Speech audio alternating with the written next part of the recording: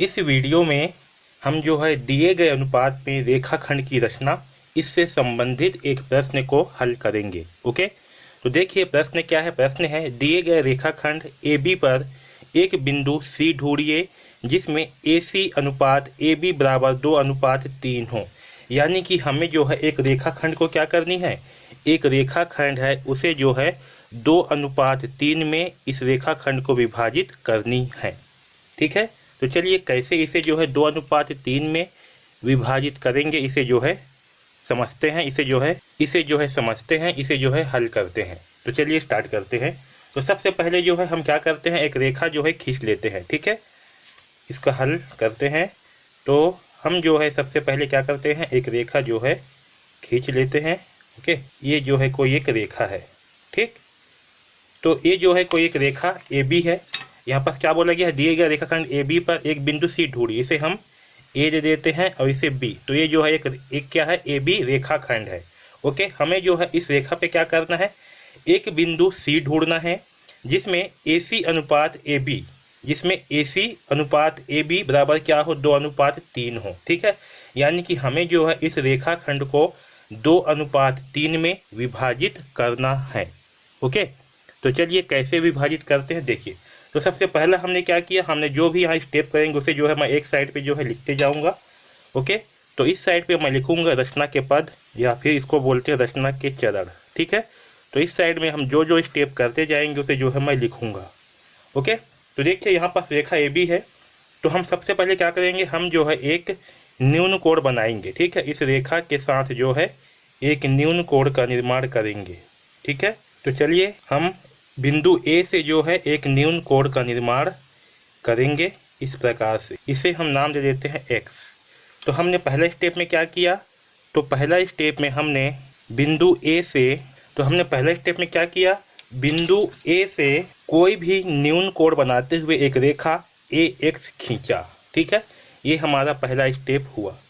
अब दूसरा स्टेप में क्या करेंगे हम, तो देखिए हमें जो है इसे क्या करना है, 2:3 में जो है इसे विभाजित करना है AC अनुपात AB। यानी कि जो AC होगा, जो AC बिंदु होगा वो जो है 2 के अनुपात में होगा, और ये जो AB होगा ये क्या होगा, 3 अनुपात में होगा। यानी कि हम इस रेखाखंड को कुल 3 भाग में बांटेंगे, जहाँ पास 2 भाग में क्या होगा, हमारा C वाला पॉइंट होगा।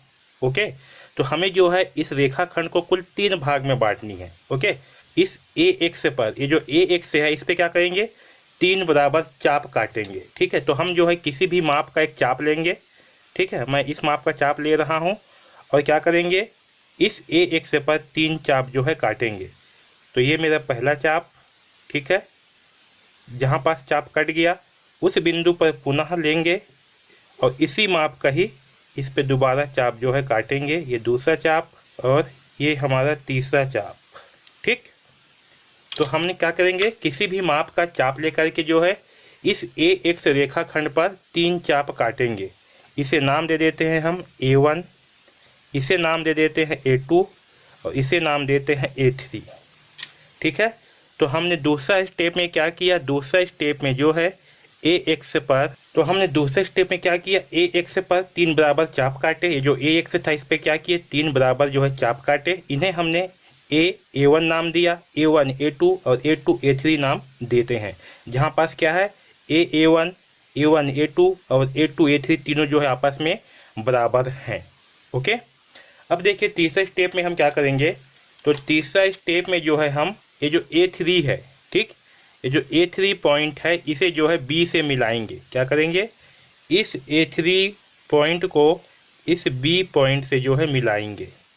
चलिए मिला देते हैं, इस A3 को जो है इस B से मिला देते हैं। ओके, इस प्रकार से तो A3 को क्या किए, B से जो है मिला दिए।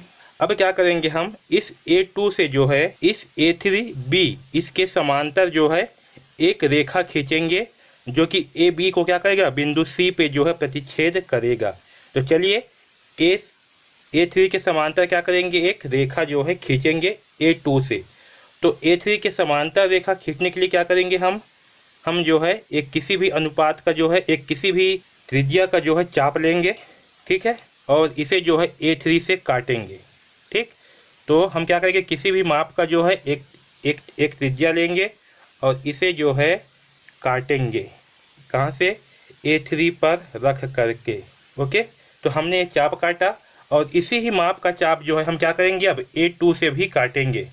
तो A2 पे जो है प्रकार को रखेंगे और यहाँ से भी एक चाप जो है काटेंगे। ठीक, इस प्रकार। ठीक, अब ये चाप काटने के बाद हम क्या करते हैं, तो दूसरा स्टेप है। अब दूसरे स्टेप में क्या करेंगे, ये जो चाप कटा हुआ है, ठीक है, तो A3B पर जो चाप कटा हुआ है और A3 पर इतना ही माप का जो है एक त्रिज्या लेंगे। ओके, ये वाला माप का, ये देखिए इतना त्रिज्या लेंगे और A2 पे अब जो है क्या करेंगे हम, ये जो A3 पॉइंट है तो इसका जो चाप कटा हुआ है, ठीक है, तो ये जो A3 पे जो चाप कटा हुआ है और A3B पे इसी का जो है हम क्या लेंगे, त्रिज्या लेंगे। ये देखिए, ध्यान दीजिए। और ये जो A2 पॉइंट से जब हमने चाप काटा तो ये जिस बिंदु पर कटा हुआ है इस बिंदु पर क्या करेंगे, रख करके जो है पुनः चाप काटेंगे इस वाले पॉइंट पर, इस तरह से। ठीक, अब देखिए ये जहाँ पर जो है कटा हुआ है इस बिंदु को जो है A2 से मिला देंगे। तो यहाँ पर ध्यान दीजिए, ये वाला पॉइंट जो है कटा हुआ है, ठीक है, और ये हमारा A2 वाला बिंदु। तो A2 को क्या करेंगे, इस बिंदु से जो है मिला देंगे और इसी के समांतर जो है एक रेखा खींचेंगे। तो ये जो है क्या हुआ, एक समांतर रेखा जो है खिंचा गया। तो हमने तीसरे स्टेप में क्या किया, हमने जो है तीसरा स्टेप में A3 से B को मिलाया। ओके, A3 को क्या किया, B से मिलाया और A2 से जो है A3B के समांतर एक रेखा खींचा जो AB को C पर प्रतिच्छेद करती है। इसे जो है यहाँ C पर जो है प्रतिच्छेद करेगी। ओके, तो हमने तीसरे स्टेप में क्या किया, A3 से इस B को मिलाया और A2 से A3B के समांतर एक रेखा खींचा जो कि AB को C पर जो है प्रतिच्छेद करती है। ओके, अतः AC जो है क्या होगा, अभिष्ट रेखाखंड है। क्योंकि AC अनुपात AB है, AC अनुपात AB का मान क्या है, 2:3, तो इसका मान भी क्या होगा, 2:3 के बराबर होगा। आया समझ में? तो इस प्रकार से जो है हम एक दिए गए रेखाखंड पर एक बिंदु C जो है बनाएंगे जो कि इस अनुपात में हो। तो हमने सबसे पहले क्या किया, हमने जो है सबसे पहले एक न्यून कोण बनाया। यहाँ पर जो है 2:3 में बोला गया है, ठीक है, तो इसको हमने क्या किया, 3 बराबर बराबर भागों में जो है इस न्यून कोण को चाप काटा। चाप काटने के बाद जो A3 बिंदु था इसे जो है B से मिलाया, फिर A2 से जो है इस A3B के समांतर एक रेखा खींचा और यहाँ से हमें जो है ये C बिंदु प्राप्त हुआ। तो ये जो है AC अनुपात AB का मान क्या होगा, 2:3 के बराबर होगा। ठीक है, तो इस प्रकार से हम दिए गए अनुपात में रेखाखंड की रचना करेंगे। अब देखिए ये जो है सही है या गलत, इसकी जो है हम प्रमाण करते हैं। तो देखिए इसका प्रमाण जो है यहाँ पर मैं हल कर रहा हूँ। तो यहाँ पर देखिए ये जो त्रिभुज है, कौन सा त्रिभुज, AB और A3, AB और A3, तो त्रिभुज AB A3 और त्रिभुज A2 और C, ठीक है, त्रिभुज AC और A2, इन दोनों में देखिए, ठीक है, इन दोनों में क्या है, इन दोनों में जो है A2C क्या है, समांतर है A3B का, है ना, A3B के क्या है, समांतर है। ओके, और हमने थेल्स प्रमेय में क्या पढ़ा था, हमने थेल्स प्रमेय में पढ़ा था कि जब कोई एक रेखा किसी त्रिभुज के एक भुजा के समांतर खींची जाती है तब वह दोनों भुजाओं को क्या करती है, समान अनुपात में विभाजित करती है। ठीक है, तो यहाँ पर देखिए थेल्स प्रमेय से क्या होगा, तो थेल्स प्रमेय से क्या होगा, थेल्स प्रमेय से होगा AC बटे AB, ठीक है, AC बटे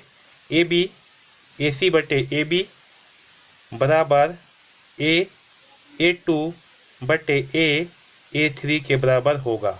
ठीक है, ओके, और रचना से हमें क्या ज्ञात हुआ है, तो रचना से जो है हमें ज्ञात हुआ है, रचना से ज्ञात क्या हुआ है, A2 बटे A3 बराबर क्या है, 2/3 के बराबर है। ये जो है 2 के बराबर है और ये जो है 3 के बराबर है, तो ये जो है 2/3 होगा। ओके, तो क्या होगा यहाँ पास, अतः AC बटे AB बराबर क्या होगा, A2 और A3 के बराबर होगा। और ये जो है 2/3 के बराबर होगा। ठीक है, तो यहाँ पर देखिए AC/AB इसके ये जो है किसके बराबर होगा, ये जो है A2/A3 के बराबर होगा। और A2/A3 ये क्या है, ये जो है 2:3 में विभाजित है। ठीक है, इसलिए AC और AB ये दोनों भी क्या होंगे, 2:3 में जो है विभाजित होंगे। ठीक है, क्योंकि ये दोनों जो है A और A2 A3 ये क्या है 2:3 में विभाजित है। यहाँ देखिए 1/1 और 1/A, ये क्या है 2 भाग है और ये तीसरा भाग है ना, तो ये किस में है 2:3 में है। तो आपका ये जो AB है ये भी क्या होंगे, AC ये आपका 2 भाग होगा और AC जो है आपका 2 भाग होगा और AB जो है ये 3 भाग में होगा। ठीक है, तो इस प्रकार से AC/AB बराबर क्या होगा, A2/A3 के बराबर होगा और ये जो है 2/3 अनुपात में होंगे। ठीक, तो इस प्रकार से जो है हम इसे हल करेंगे। ओके।